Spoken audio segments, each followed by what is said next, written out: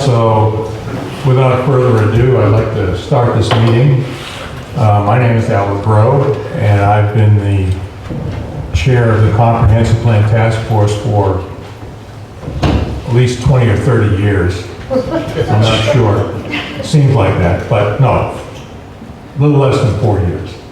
And it's been quite a journey for the town.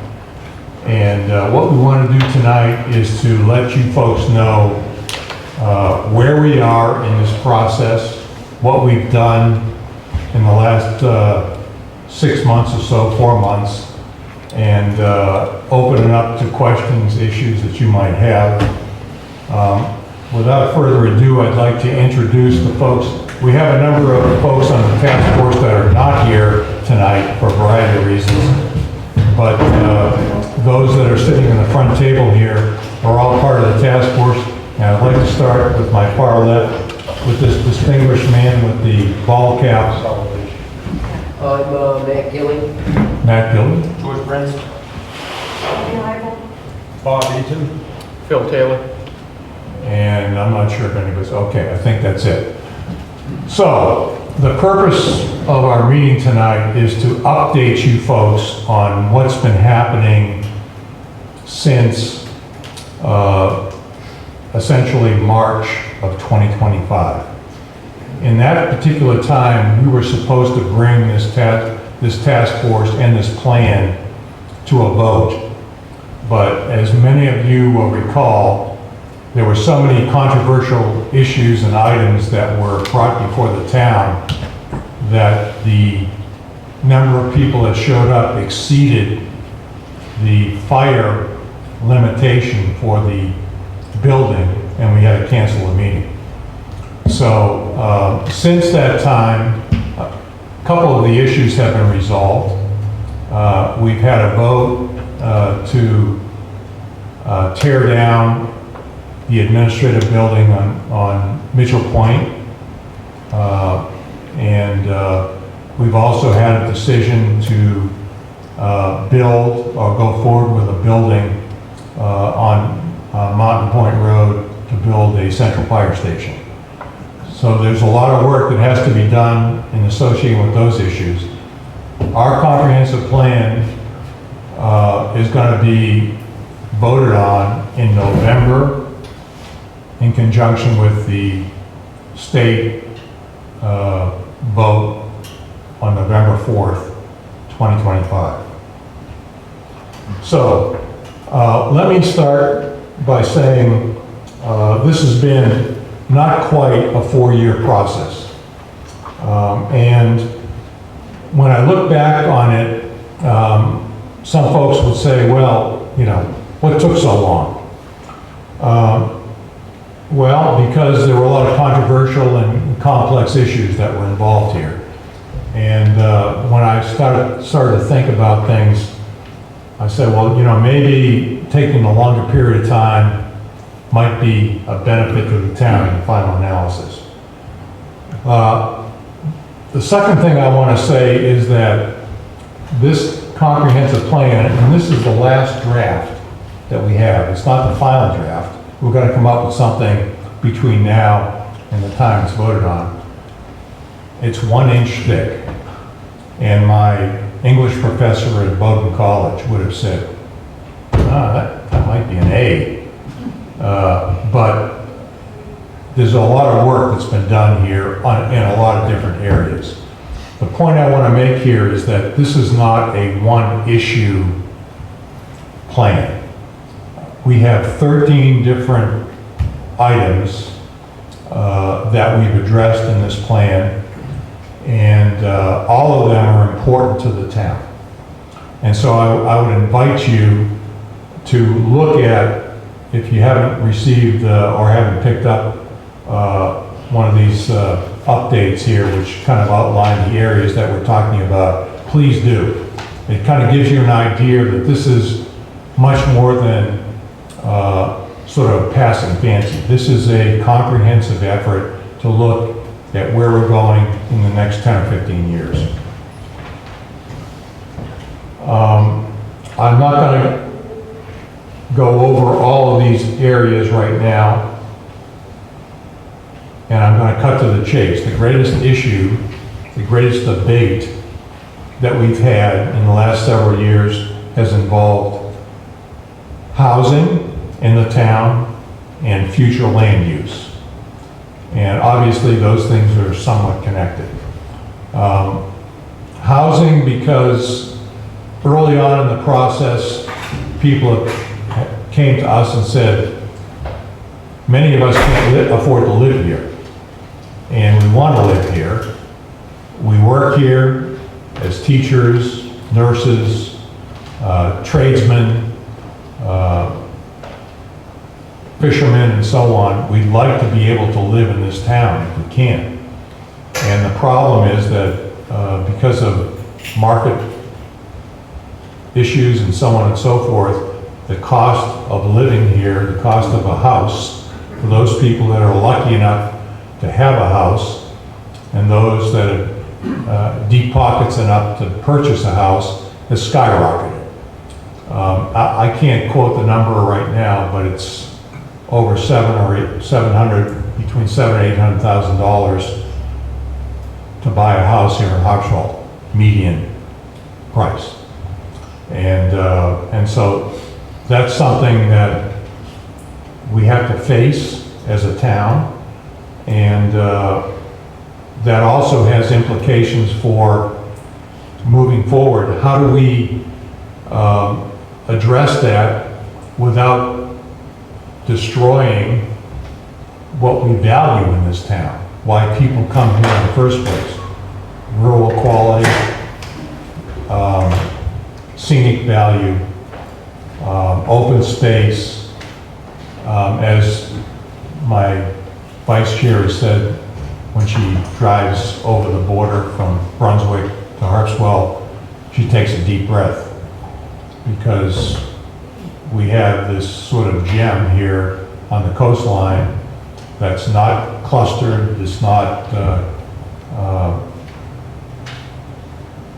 it's in some ways a throwback to where things were before.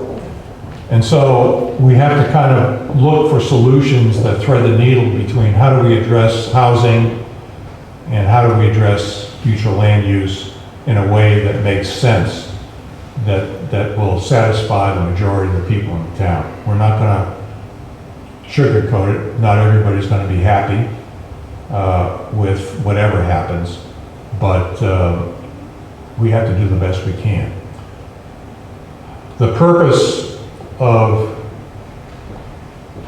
the comprehensive plan is to provide recommendations, guidelines for the future. What we say in the plan does not automatically translate into legal definitive action. That has to happen through a process that exists in the town right now, through the select board and the existing town committees. And then ultimately, if we're talking about significant changes like ordinance changes or things like that, the town has to vote on it. So what we're doing here is offering some suggestions, some guidelines, and establishing a vision for what we think the community values and what we think might be important to pursue in the future.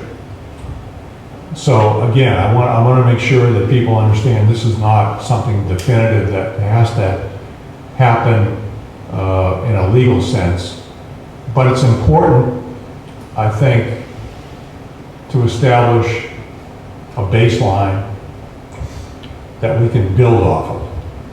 The last time the comprehensive plan was developed in Harpswell was 2005. That plan resulted in a number of different things. The open space plan, I think Hamilton Place kind of followed some of the initiatives there in terms of building more affordable housing in the town, and several other things. But what happened was it lost steam over the years. What we need to remind ourselves, and I think the task force would agree with this, is that in order for this plan, if you will, to succeed, this vision to succeed, we have to maintain constant vigilance, constant work with the town committees and the select board, and looking at what we can do to advance where we are in the future. So, with that, let me just say a few words about why this plan is important. Communities that have comprehensive plans have access to significant funding that the state makes available. Last time I checked, it was something on the order of $80 million. And it's available to do a variety of different things. Some of those things include development programs, water and conservation studies and programs, and infrastructure improvements. Where we are here in this slice of land here, and what we've experienced in the last year or so, infrastructure is important. How do we harden our waterfront, the resources that we have there, the roads, and so on and so forth. So having a comprehensive plan allows this community to tap into state funding that's made available to look into these particular areas. The second thing I think that's important is that to the extent that we can get consensus from the community,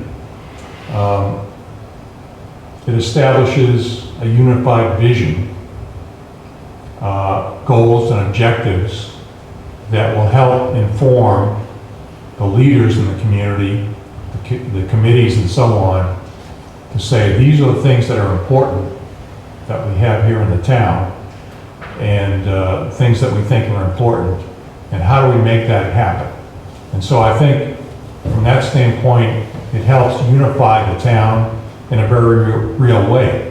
Now, that's a tough thing to do because people are coming in here from all different places, and it's a tough road to hoe. But the fact that we can look at this and say, here are some bedrock things that we think are important, will give us a leg up in this particular process. So, where are we right now? I mean, we started this thing in November of 2021. The select board said we want to update the comprehensive plan, and the comprehensive plan task force was established. We had 10 people initially. They came from all over the town. They came from various different backgrounds.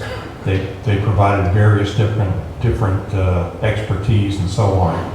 And we started from that particular point. Over the last several years, a number of people have come and gone, but we've maintained basically a 10-person task force that represents not only geographically where we are in this town, but also different types of expertise, professions, and so on and so forth. So we've kind of kept that as a standard thing. In March, we came forward with this plan, and we said, okay, this is our best shot in March of 2025, and let's vote on it. And at the same time, the issues about Mitchell Field, the Mitchell Field Administrative Building, and the Central Fire Station also came up. And that prompted this huge influx of people because they were controversial issues. It turns out that, as I said before, 2 of those issues have been resolved. This is the last issue that we have before us right now, coming in November. Since March, we've looked at the plan and we've determined, both through formal and informal input, that several things had to change. And we've made some adjustments to the plan, which we think will make it more palatable to the community. One had to do with, in the housing section, there was a goal that we put in our plan initially to say we wanted to try to limit the transformation of existing housing and long-term rentals and so on to short-term rentals.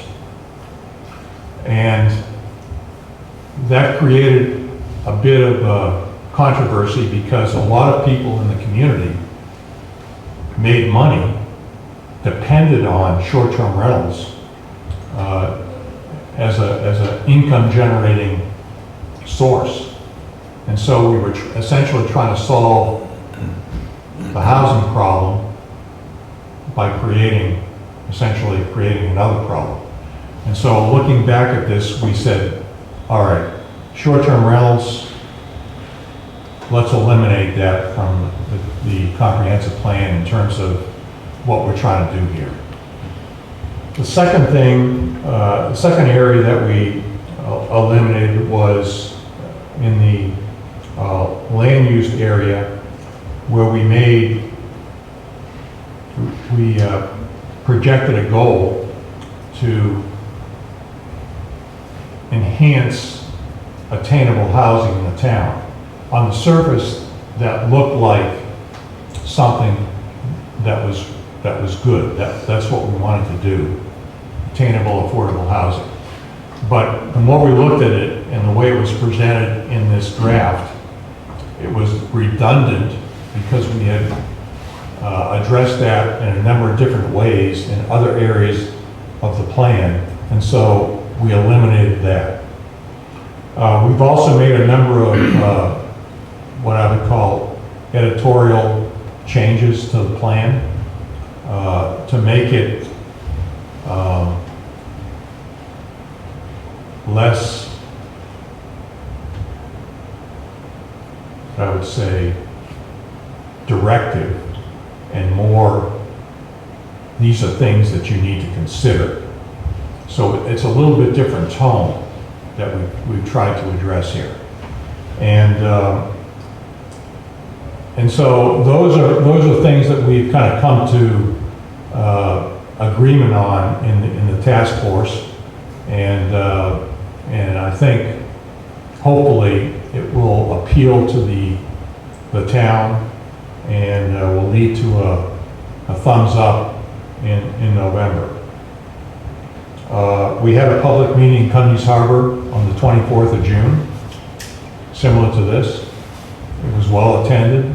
We had a good conversation, and this is the second meeting that we've had here to get to the folks here in Orrs and Bailey Island and Great Island and so on. And we're also going to have a meeting in West Harpswell at Kellogg Church in a couple of weeks to try to explain to people, here are the things that we've changed, and try to solicit support for this particular plan. In August, I think it's August 16th, we're going to have a public hearing where we're going to have the entire Harpswell community come and present, this is it. This is our final plan. And hopefully we'll be able to get some agreement that what we're talking about here and what we've done makes sense and is agreeable to the majority of people. So, with that, I would ask anybody on the task force to make a comment. Okay. Let me open it up to questions, comments from you folks here. So I assume that everybody here is going to vote to approve this plan. Okay. I'll go first. Okay. I'm Margaret McIntyre, the Harpswell Town Planner, and I emailed this to Al today, but I wanted to tell the whole board. The state just passed LD 1751, which has a long title, but it has to do with growth areas and comp plans. And I'm trying to figure out how it might impact the comp plan that we are working on, because it is going to go into law before we vote in November. So I emailed somebody from MCOG, the Mid-Coast Council of Governments, and he said that as long as we submit our plan within 2 years of the law being passed, that we're kind of grandfathered under the old law. So, yeah. So we better get it done in November. Yeah. He said, as long as our plan is submitted within 2 years, so we should be good there. But I'll try to get some more information for you guys, and I'll let you know if I find out anything different. Can you just clarify what the law that impacts the comprehensive plan It is LD 1751, an act to improve the growth management program laws.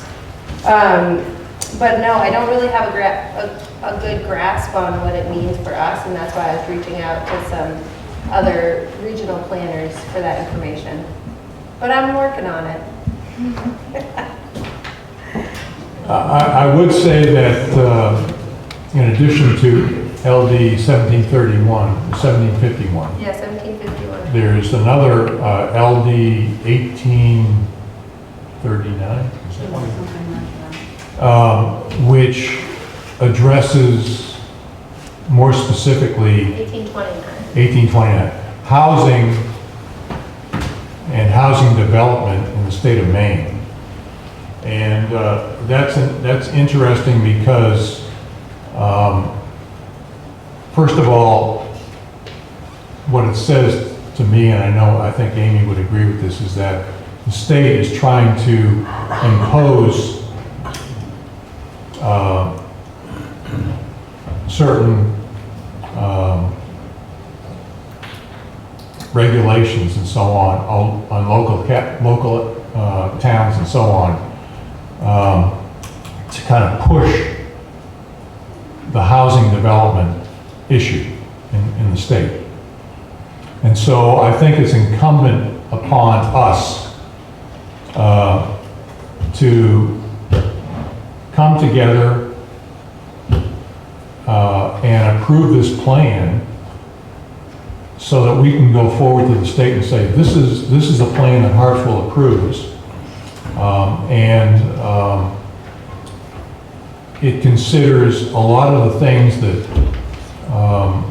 a lot of communities in Hartsville don't have to face. We have no municipal water, sewer. We have an incredibly challenging geographically town.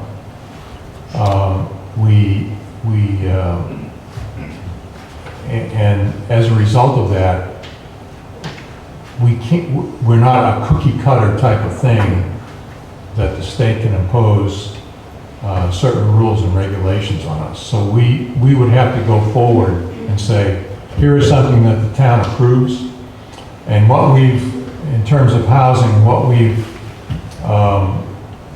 we're advancing is the fact that there are a number of possible solutions that the Affordable Housing Working Group and now the Housing Committee has put forward to provide additional housing for targeted communities, new families, older folks that want to leave their current home and maybe move into a smaller place.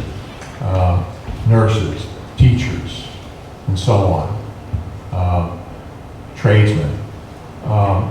And there are a number of different options that have been provided through the Affordable Housing Working Group report that would allow us to take steps to improving the variety of different housing that we have in the town. It's not going to solve the housing issue in Maine, but it's going to contribute to perhaps the housing issue in Maine in a way that preserves what we have here and what we value here as a town. And so this is going to be a continuing dialogue. It's going to involve not only the leadership of the town. Amy Heibel is currently the chair of the planning board, and she's going to be intimately involved with any changes that might be required to be made in terms of ordinances and so on. We have the chair of the housing committee here, Sean Rule, and I know a lot of people are focused on this particular issue. How can we accommodate as much as we possibly can with the limitations that we have in this town, affordable, attainable housing, while not disrupting the things that we value the most in the town. And that's kind of where we have to find that sweet spot as a community. I think the first step is let's get this thing passed in November, and then we move forward from there. If I understood Margaret, there's a 2-year, I think there's a 2-year grace period. If we send this plan forward the way it is right now, the state is not going to, it's going to be 2 years before anything that happens at the state level really impacts this particular. That's what it sounds like, yeah. Okay. Too late? So, This year, it's grandfathered in after that, for the state. so let me open it up to conversation here. I don't want to, Please go to the mic. go to the mic. Hi, I'm Jamie Taylor. I live over on Knowles Cove. And I know housing is definitely an issue, not just affordable housing, but making sure that we have water. And I want to know what is being done to kind of look at where we have water available, where people's wells are clearly being dried up in the summertime, and what the plan is going forward to evaluate that when we are approving new home developments, housing. My background is actually in geology, so I'm very concerned about that. I know, we can't grow to the point where we're all trucking in water like some of the businesses are around here, because I think it's very expensive. Anyone want to address that? Okay. She's finished it. Are you finished? Yeah, because I have ideas myself of ways, like, I don't believe the town even has a town geologist looking at that or approving lots based on what's available for water, but that may be a way to look at things in the future. We have a long way to go Yes. on that, and you're absolutely right to be concerned. We don't even know where all our wells are. We don't know what kind of water comes out of those wells. So we are really moving from a place of, at best, lack of information. From the planning board's perspective, the planning board gets applications for development. It doesn't get a lot of applications for large-scale subdivisions, but it has in the past. And the developer always tells the board that there's plenty of water. They're getting water from the wells that test wells. There was one application, actually Al was the chair of the board at the time, when we asked the applicant to do some long-term testing of the test wells and surrounding wells to make sure that when they got run, that it didn't affect the neighboring wells. That was done, but it was under duress. The applicant did not want to do that. Of course, it always costs money to do that. So the short answer to your question is we have a long way to go. And I am part of the reason that I'm concerned about smaller lot sizes that are proposed in this plan is exactly the reason that you just mentioned. I don't think we're there yet. So I do know that New Hampshire is tracking wells now. I know, I actually work for the state of Maine, so I know we're behind. So there is some information, right? We know when people complain that their wells are going dry. So I think there is a way to start tracking it going forward, and maybe We can start tracking it. One of the things the comp plan thought of doing was having a voluntary response to sending out a notice to well owners to take a photograph of their well, which would give it a geographic location or what satellite location, whatever, and then tell us how much they're getting from their well. Now, your idea is a great idea, but when people want to sell their house, they don't want to destroy their real estate value by admitting that they have a problem with their water. So we all have problems with water in Harpswell because we draw from the bedrock. But, you know, people aren't always going to be forthcoming. I'll have to look into what the rules are at the state level. Because it sounds like, I mean, you can't, obviously you need water to sell your home. Yeah. Well, big picture, one of the things we proposed here in the plan is that as soon as possible, the town undertake a study of water, because the last time that was done was 2008, or it was a long time ago. So we're saying, okay, we need much better information on where we stand right now with respect to water. We've had the state hydrologist, or at least representatives from her office, come here and say, you know, frankly, you guys right now, with the number of people you have, average conditions and so on, you should be okay. But there's a lot of wishy-washy in that particular statement. And so what we're proposing here is to get more precise information, as Amy was talking about, where the wells are located, how they're doing, other areas in the town where there are issues that we need to be concerned about that might dictate where future development might occur and so on. And you know, logically, the more straws you put down into the ground, you know, at some point it's going to impact.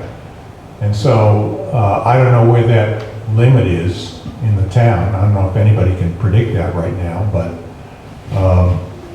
it's definitely a concern. It's fundamental to where we want to go in the future.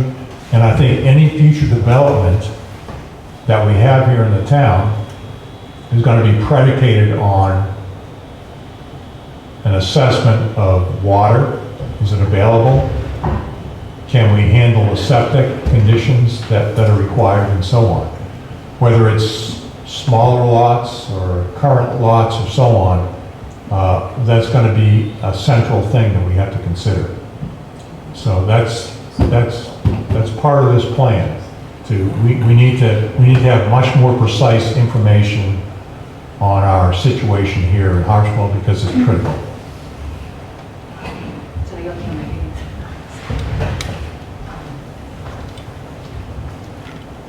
So I do know that the town has to approve well locations and septic fields and stuff like that. So I guess how much pull does the town have to get some more information?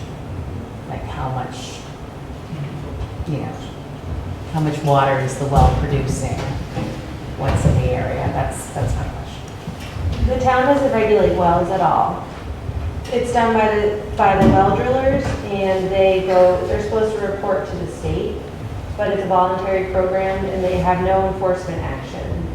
So they're supposed to drill a well, report to the state, but we know, if you look on the database, that's just not what happens. But we don't regulate wells at all in the town, just septics. Is that an option? I don't know. That would be a good thing to look into. Yeah.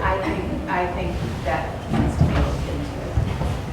And because other towns have done that in other areas. State your name and Claudia Hack, Lois Cove. In regards to the water and initiating voluntary feedback mechanisms regarding the state of the well and also the amount of the water in the well, what's the power of the town relating to quality control of the water? Because, you know, I mean, obviously you cannot tell from my accent, I am not from here. But the quality of the water has to do with people respecting trees which had been planted 100 years ago when the island had a problem. And new people coming in may not really know that history, how valuable each tree is for the quality of the water. So I happen to know a situation like that where a easily and quick, seemingly quick, of course, I don't know the things which happened in the background, but the seemingly quick eradication of 100 years trees in a small lot which was purchased by people not from here caused the quality of the wells, the quality of the water to go down. We had issues with E. coli and started to schlep in water. And so I want to know, do you want to have somebody come to the office and say, hey, I'm afraid that trees are being chopped down. Do you have any levy on it? Where are you to protect us?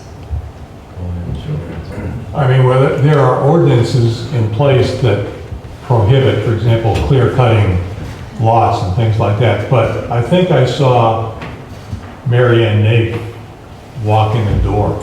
She's, no, it's not Mary Ann, okay. Okay, here it goes. You raised some good points. I think the town has tried to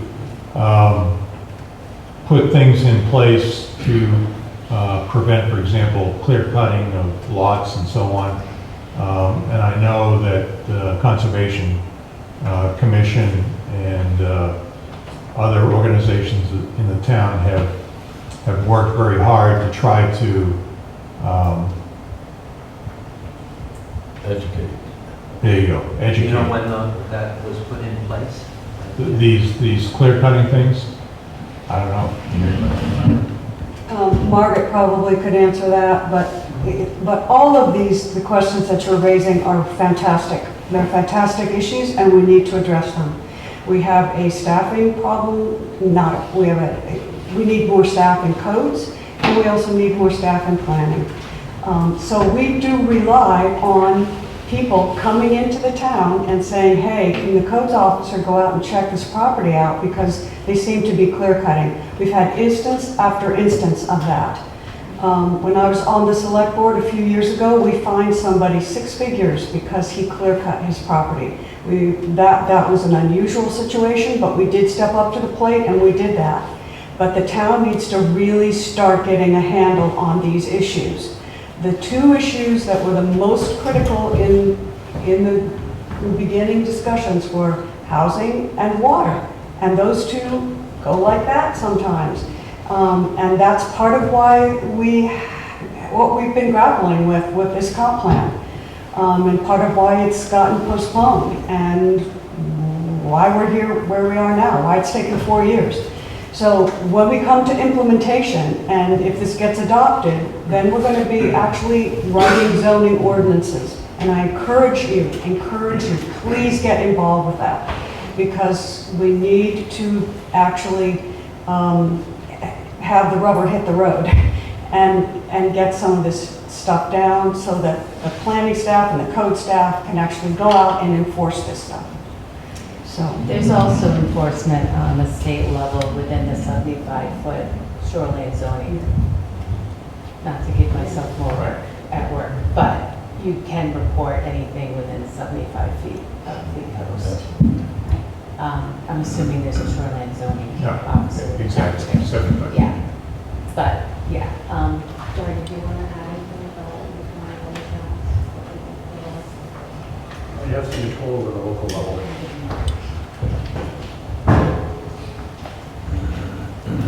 When performing. Name, serial number, and date of birth. Yeah. Dorian Taylor, I live on Lowe's Cove. I worked with the Cape a while back, recovering their shoreline and getting their water supplies. It took a while and the town grumbled their way through it, but eventually they were able to have in their plans actual real-time testing of how much water was actually down. The Cape has the same problem we have up here. Their quality of water, they drink too much and it's all salty. It goes very quickly down there. So they run into the same problem where they can't be developing like they used to develop anymore. And you can actually add that into the plan, so if it's approved or voted by the town to have those assessments done for the water. And it does help. We noticed a big improvement. Once they started figuring where the aquifers that had a lot of water versus those that had very little water, once you figured out the dynamics of it, planning was much easier to do for properties coming in. And therefore they could say, okay, we know we can't build anything more here, but 3 miles down the road, we can build here. And that's just, it started to work a lot better for them. It was a hard adjustment in the beginning. Are you talking about Cape Elizabeth or Cape Cod? Cape Cod. So it's adjustment, but it can be done. And actually, in the long run, it's better because now you know where you're can build, can't build, and you're not running into the, oh, we're building a place here. Next thing you know, everyone's running water when the season kicks off. Because you all know there's the off-season, on-season. Off-season, you might have a lot of water. On-season, all of a sudden, your water disappears and you're bathing in the ocean at that point. Just out of curiosity, people have had concerns about water. Raise your hand. I mean, experienced water problems in your house or, well, okay.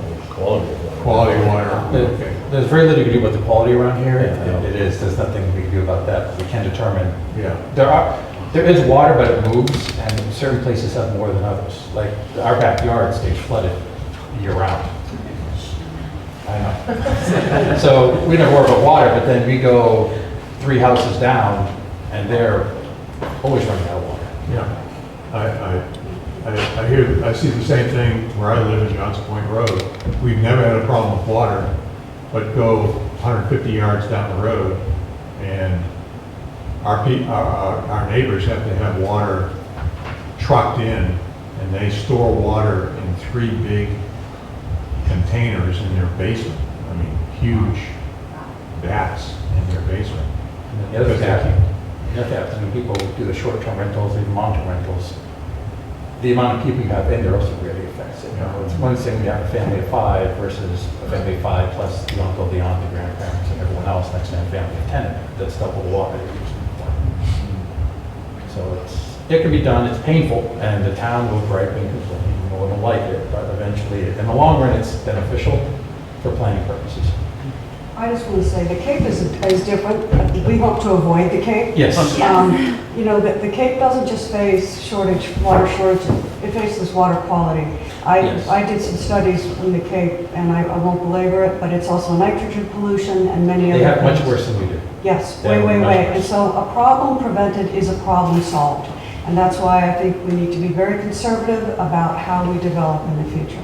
Yeah, but it's not hard for us to pass the laws on the town level that says, no, you need a real life test before you go and sell your house, build your house, whatever it is they come in.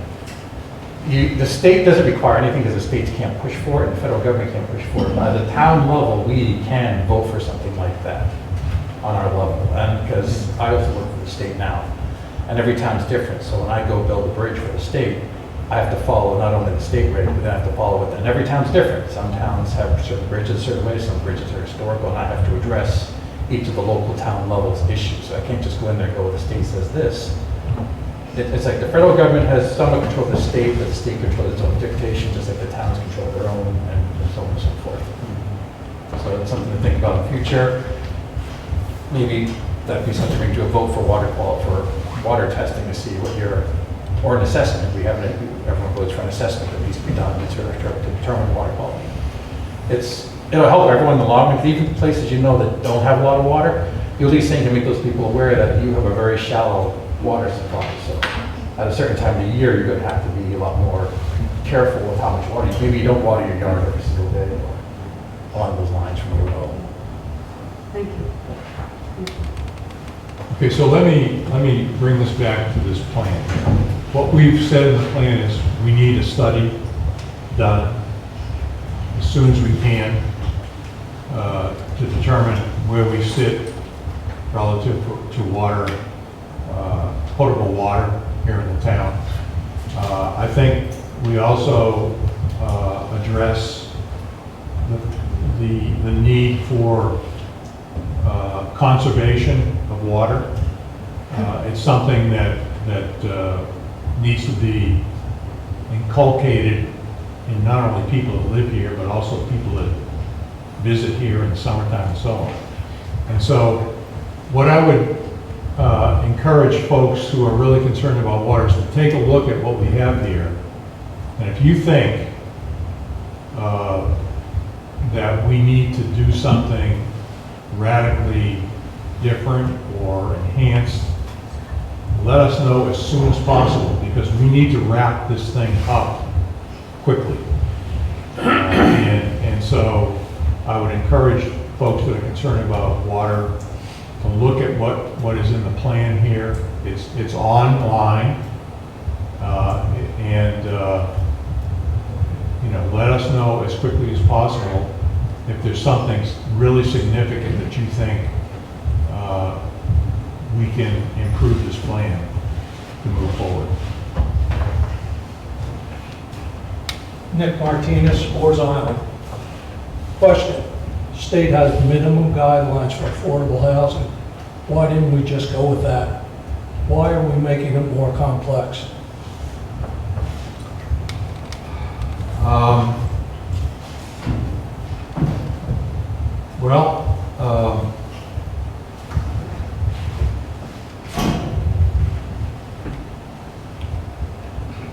There are, first of all, I think the state requirements, when they talk about affordable housing, there were specific limits in terms of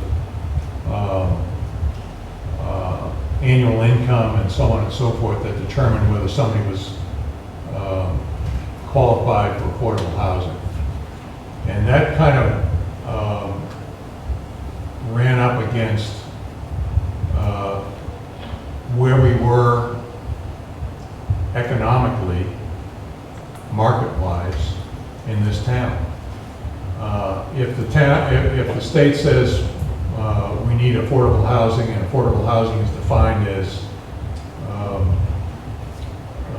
a certain income level, there were not a lot of places in the town that would fit into that particular scenario. And so I think the fact is that Harpswell is one of the more expensive places to live in this particular area of the coast. It's not the most expensive, but it's one of the most expensive. And so if you're saying we're going to have affordable housing in Harpswell, and you're going to have people that are going to be able to afford a certain income level. There was not a lot of ability to match what was available here in the town with what the state was saying was required for affordable housing. But if we had done that, we would have met the letter of the law, is that correct? I'm asking a simple question, is that correct, if we had instituted that? Well, how would we institute it?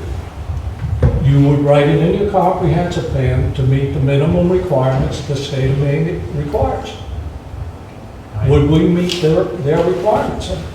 You want to say anything about that, John? Sure, yeah. Well, would we or would we not? This is, Just a yes or no, it's simple. No, it's not simple. It's actually slightly more complicated than that. It is, So yeah, I'm Sean Rowe, I'm the chair of the Housing Committee. As Al was saying, there are state guidelines around what affordable housing means. What the comprehensive plan, to the best of my understanding, is attempting to do is recognize we need people to live in town here. We need people who to be able to afford to live here and have families here, etc. Because it's a nice town and varying things that make it more expensive to be here, what the state defines as affordable housing is very likely not achievable here. The comprehensive plan is attempting to address a different thing than what the state is talking about when they're talking about affordable housing. Okay, so what By their I'm legal saying is, definition. we would meet the letter of the law, but now what we're gonna have to do is look for subsidies to make these housing affordable. Is that correct? not necessarily. No, well, how are we gonna do it then? Please Well, explain that to me. there are several different options available. For example, if you have a large house that can be divided into several different houses, take a large farmhouse, divide it into 2 or 3 different houses, you might be able to allow or achieve a rent that would be accessible and that would be affordable to folks that would otherwise not be able to live here. So that's one. House splitting is the term that's used, I think, in the Affordable Housing Working Group plan. The second thing is to build additional development units, ADUs, on properties, where if, for example, a person says, I don't need to live in this house this big anymore. I'm going to build a smaller house. I can live in a smaller house and rent the house that I have right now at a lower cost. I'm still in the town, but I allow somebody at a lower income level to live there. That's another option. Third option is to look at pairing up people who want to live in the town with folks that are looking to rent parts of their house, 1 or 2 bedrooms, for example, that they can arrange an agreement. And I think that there's an organization called Nesterly, where they try to pair people who have needs for housing with folks that have space available to rent. Those are some possible options that I think were advanced as possible ways to address the issue. But I can give you 2 examples of that. One is a teacher that I spoke with a little while ago. She has a house and a garage. She built an apartment above her garage, and in the summertime, she would move into the apartment above her garage and rent her house out. And that enabled her to take trips, to do all kinds of things that she really wanted to do because of that additional income. And she rented this, I don't know what is considered affordable in this town. She rented it to a young man who's actually a fisherman. and she rented it below market value. I don't know, sir, what she rented it at. I just know that's a situation where that happened. And another situation where there's an older couple who has a house that's too big. They also built an apartment above their garage. They're renting out their house almost year-round, and they're living above the garage. And that's allowing them to pay taxes on the property and to actually stay there because that's how they can afford to stay there. So it works for them. It sounds great, but I'm having a hard time and I have a hard time with the rents that are around here. But I have a very hard time believing anybody in this town, or very few people in this town, are gonna rent to a point where it's affordable. And that isn't just for low-income people, it's for the average working couple anymore. I mean, the state of Maine, the average home is $450,000 a year. Our average income is $80,000 a year. Do the math, you can't afford a home. So what's your solution? I would go with the minimum. If you're worried about getting the comprehensive plan passed, I'd go with the state's minimum requirements. Okay, go ahead. I think there's an awful lot of moving parts here, and my confidence in this plan is in the processes that have been established within Harpswell to deal with these kinds of difficult issues. We had a working group or task force, I never, it was a working group, right? On housing, well, hang on, housing group which issued a report, which the select board accepted and not approved, and then we have now created, and Sean is now chairing another committee. The comprehensive plan is not very prescriptive. It doesn't say this shall happen. There are very few shall verbs. There's a lot of some shoulds, but mostly coulds. And all I'm saying is we have set forward a kind of a vision and possibilities and asked for studies and expressed our confidence in the capacity of the processes of this town to carry forward a discussion, because we don't know the answer of the problems that you're raising and that we all share. I just know that I feel confident in the process that we have, and that the plan doesn't stand in the way of a good, open process that will hopefully come to some solution. And Sean will probably have a lot more gray hair than he has now by the time we get there. All right, I'll just leave it at that. But what I'm saying is, from what I'm understanding in this town right now, this comprehensive plan, which God knows you put in a ton of work on, and I applaud you for it, is hinging on the housing, pretty much. And if you put the minimum in, it's going to go through. If you keep it as it is right now, people are going to wonder why it isn't any more than that. Just my opinion. I might go shed some light on the affordable housing situation. Think of it as the state level as a base level start. The problem he has is if you just go bare minimum, it's very open to interpretation. Towns that have gone with the bare minimum, just what the state wanted, have lost control of the building sectors in there because contractors are very good at interpreting what they see for regulations on that level. What the town is trying to do, and I get this, is they need to speak, because we're so unique, and every town is different. Brunswick has its own problems, we have our problems, Bath has their problems. What we're supposed to do is start with the base level, what the state wants, and then adapt it for what we need.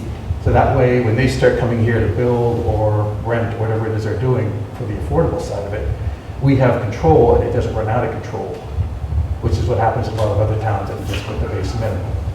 So I see what you're saying. If it's a rush to get it through the base minimum, yes, that will get it passed through. The problem with that is it's very open to interpretation. And I know this because I've seen it. I've been on both sides of the fence where I've twisted the regulations to benefit a contractor, and at the same time I twisted the regulations to benefit the client. So I understand it's, as a consultant, what I did for years, we used to love base plans.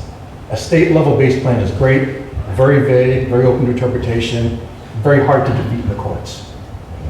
So if you could take it to court, then 9 times out of 10 the contractor will win. That's why it needs to be more specific for us to keep the control. Does that make sense to you? The developers are very sad.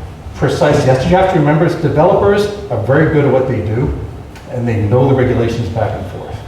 By us taking the base level and adding the additional securities for ourselves, that will actually protect our town from losing control, as opposed to just the base level of, hey, build an affordable house, these are the regulations you need, if all you're saying is this is what you need for what you rate every year, have 3 people, but you don't express anything else, well then they can go ahead and build wherever they feel like at that point and call it affordable housing, and then they have the backing of the state to back them up if you take them to court.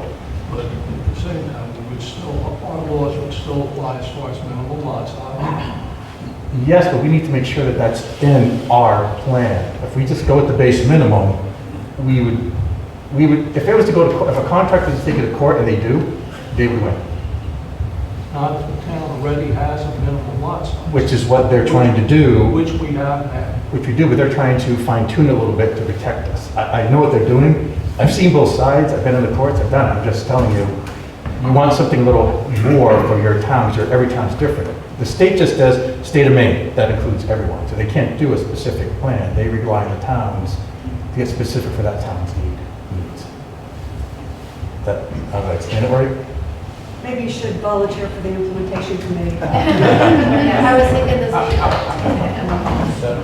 I mean, these are great questions, and I think what we're getting at right now is that a lot of these problems and issues are very complex, and there's no necessary clear-cut solution, and what we're talking about here is providing some basic guidelines, general guidelines that reflect the values of the town and where we hope to go in the future, without necessarily, as Bob said, being prescriptive to the point where we must do this, we must do that. That's not what this plan is all about at this point. So, but we have committees in the town which are set up to fine tune and address those issues in much more detail and hopefully come up with some solutions. So, any other comments or questions? I just wanted to echo something that came up at the Cunny's Harbor meeting related to water that I thought was very interesting, and somebody spoke up and mentioned that they have run their whole house for 30 years off of rainwater catchment.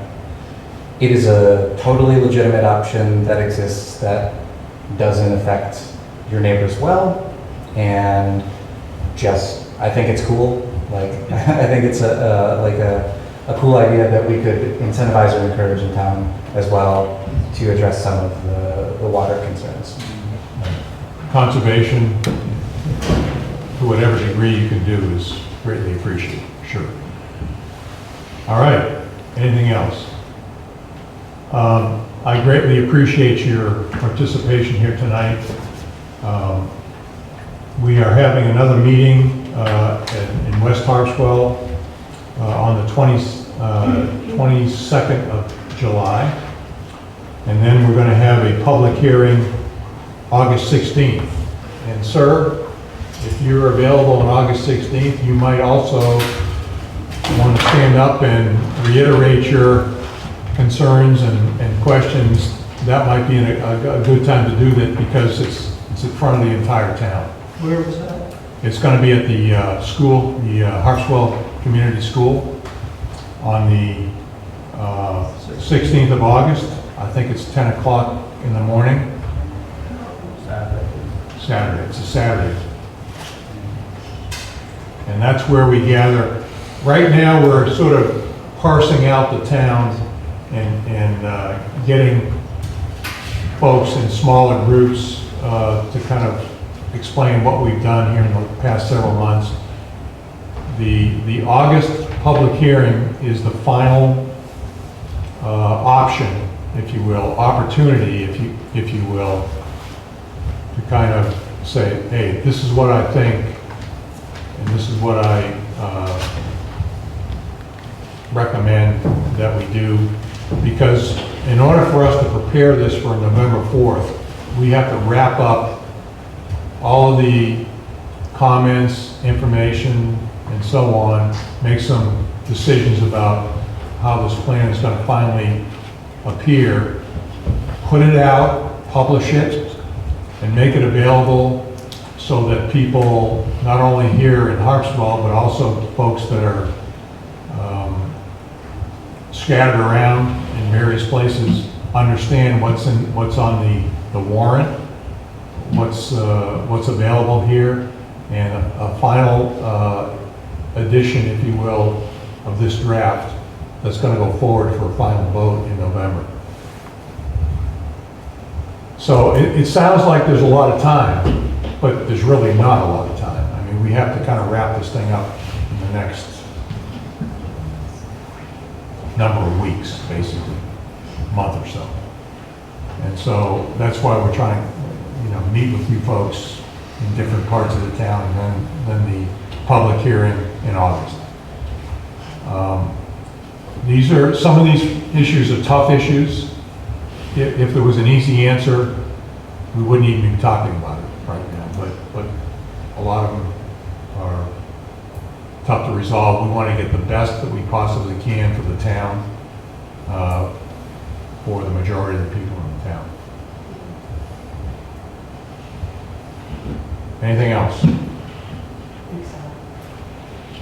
All right. I want to thank you very much for coming, and I'm glad it didn't rain.